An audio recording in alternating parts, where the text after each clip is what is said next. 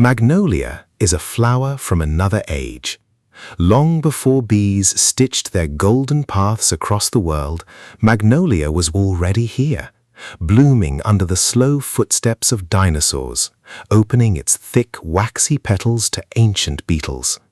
It is a survivor from a prehistoric world, a blossom that remembers continents drifting and forests rising and falling. When you stand beneath a magnolia tree, you are standing in the presence of something older than myth itself. That ancientness shaped how cultures understood magnolia. A flower that endures millions of years becomes a symbol of quiet strength, feminine resilience, and lunar calm. Across Asia, the Americas, and the ancient Mediterranean, magnolia was never seen as fragile. It was a plant of dignity, gentle on the surface, powerful at its core. In China, Magnolia's story blooms in the poetry of the Tang dynasty. The white magnolia, yulan, was considered an imperial flower, pure, elegant, reserved for palace gardens. A folktale tells of Yun, a young woman whose kindness softened even the spirits. When tragedy struck her family, Yun's grief was said to be so deep that her heart simply broke.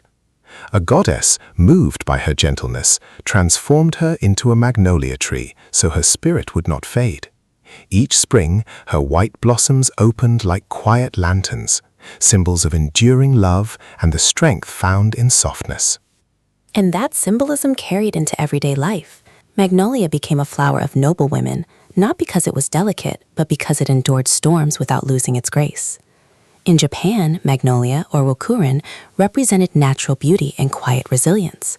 Samurai even carved sword hilts from magnolia wood, believing its calm strength would pass into the warrior's hand.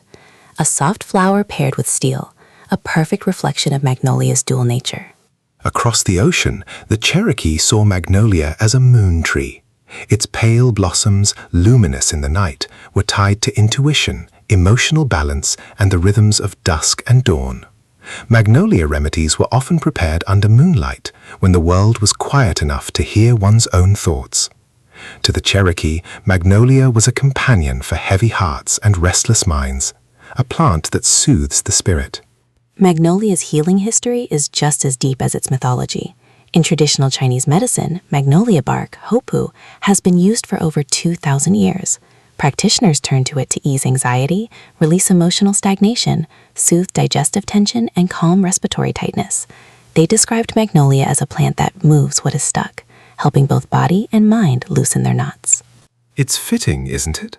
A flower that survived the shifting of continents becomes a medicine for people who feel stuck in their own lives.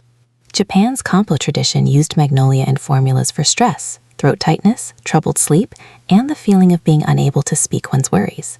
It was considered a plant that untangles the chest, restoring clarity and calm. Korea used magnolia for inflammation, hormonal balance, and respiratory relief, seeing it as a harmonizer, a plant that restores equilibrium when life feels uneven. Even in the ancient Mediterranean world, magnolia-like bark found its way into perfumes, embalming rituals, and fever remedies.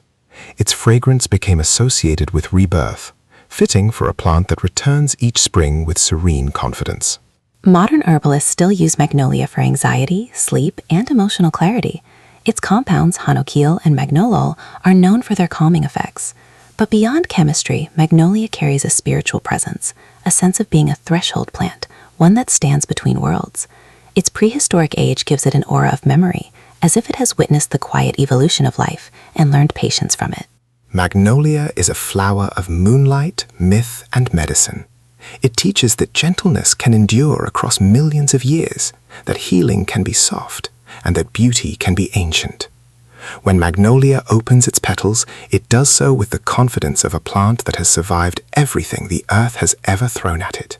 And perhaps that is magnolia's greatest gift, the reminder that no matter how tangled life becomes, there is a way to soften, to breathe, and to bloom again.